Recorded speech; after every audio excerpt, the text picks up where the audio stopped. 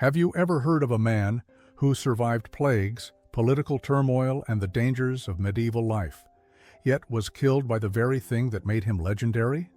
A beard. Not a sword, not an assassin. A beard. 4.5 feet of pride, power, and fate. This is one of the strangest true deaths in recorded history, a cautionary tale whispered in Austrian folklore, the downfall of a respected mayor whose life ended with one missed habit, one loose ribbon, and one tragic step. Tonight, we uncover the extraordinary story of Hans Steininger. Before we continue, subscribe to the channel so you never miss the mysteries history tried to forget. Hit the like button to support more obscure historical stories like this one. Now, journey with me to the year 1567, a town built on trade and trouble. Our story begins in Braunau am Inn, a medieval trading town on the edge of the Bavarian frontier, a place where the River Inn served as both lifeline and threat. Boats carried merchants from Italy, Germany, and Austria, but also diseases, criminals, and fire. Braunau was small but strategic. From its narrow streets to its bustling marketplace, wealth flowed through it. This prosperity made leadership crucial, and into that role stepped a man who would become its most unforgettable figure. Hans Steininger, mayor, diplomat, local hero, and owner of a beard so long that it was spoken of with awe across borders. Records note his beard measured 1.4 meters or 4 feet 7 inches, thick, flowing, earthy brown.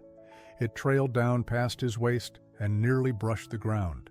Some said it symbolized wisdom, others mocked it privately. Hans himself? He believed it was his mark of divine favor. In an age when appearance meant status, his beard became a badge of honor. Foreign envoys recognized him instantly. Children idolized him. Sculptors immortalized him. Yet he also understood the practical risks. He kept his beard carefully coiled into a pouch, sewn into his clothing, or tied with a ribbon that prevented it from sweeping the dirty streets below. It was both his greatest pride and his most demanding burden. Hans did not rise to power by luck. He lived through one of Europe's most unstable centuries. Religious conflicts sparked by the Reformation, plague outbreaks that wiped out entire families, economic tensions due to regional trade rivalries, constant urban fires turning wooden towns into ash. Yet under Hans's leadership, Braunau prospered. He negotiated taxes. He secured protection from Bavarian influences. He enacted fire ordinances to protect homes and shops. Ironically, fire would write his ending. Hans married, raised children, and grew older with honor. He was respected as a steady hand in a world of chaos. Still, his beard drew more attention than any policy he ever drafted. Poets composed verses about it. Travelers asked to see it. Even church clerics, usually skeptical of vanity, praised it as a symbol of dignity. Hans enjoyed the admiration, maybe a little too much. Over time, the beard became surrounded by myths. Older townsfolk joked it possessed luck, claiming Braunau's prosperity began when the beard reached a certain length. Superstitious neighbors believed cutting it would curse the town, touching it would bring fortune, damaging it would provoke God's anger. Hans didn't discourage these rumors. He basked in the attention. His beard was his identity, his authority, his story. Sometimes, late at night, he would untie it, letting it fall like a brown waterfall to the floor, brushing its strands while contemplating tomorrow.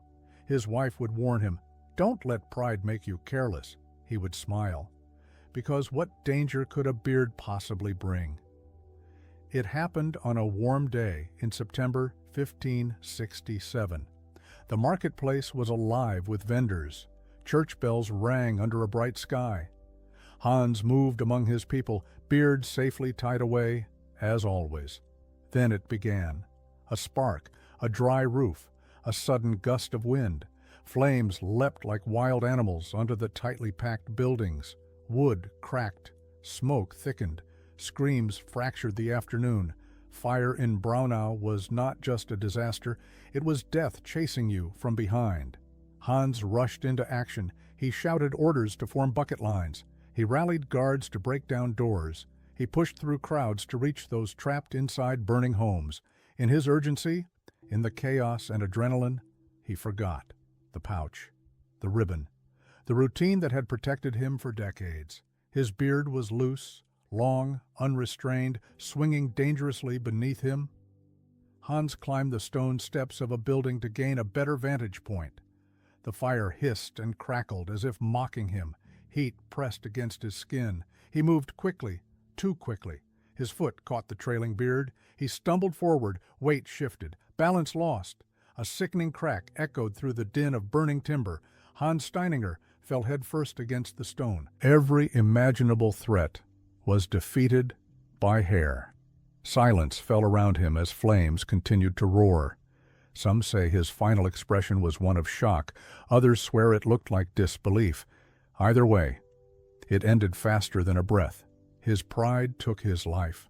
When the fire finally died, Braunau gathered around their fallen leader. How could this be? How does a symbol of strength become the cause of weakness? Priests prayed over his body. Town council members wept.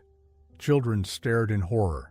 His beard, the testament to decades of identity, remained almost untouched, lying beside him like a loyal companion that misunderstood its duty.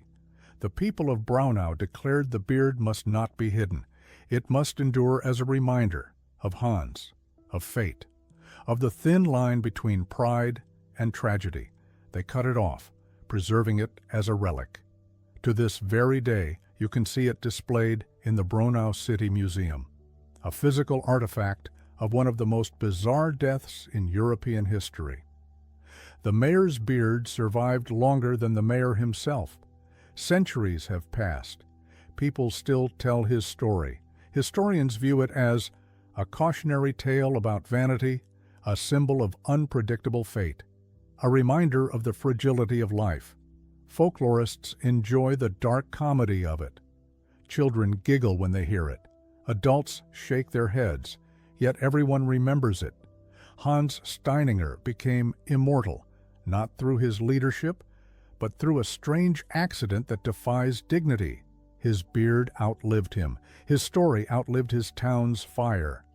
And history recorded this unusual warning: sometimes what we treasure most becomes the very thing that destroys us. Hans Steininger didn't die because he was foolish. He died because small habits matter, because confidence can become carelessness, because fate hides in the decisions we make every single day, especially the ones we overlook. He spent years protecting that beard. One moment of distraction erased a lifetime of caution.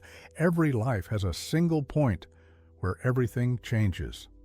For Hans, that point was measured in inches of hair. So ask yourself, what is the beard in your own life? The thing you protect that might one day take you by surprise? History whispers warnings. We decide whether to listen. If you enjoyed this story, subscribe for more chilling true tales from the pages of forgotten history. Turn on notifications so you never miss the next mystery. Because somewhere, in another old town, there may be a relic just like Hans's beard, waiting for someone curious enough to look at it and ask, what story did this almost take to the grave?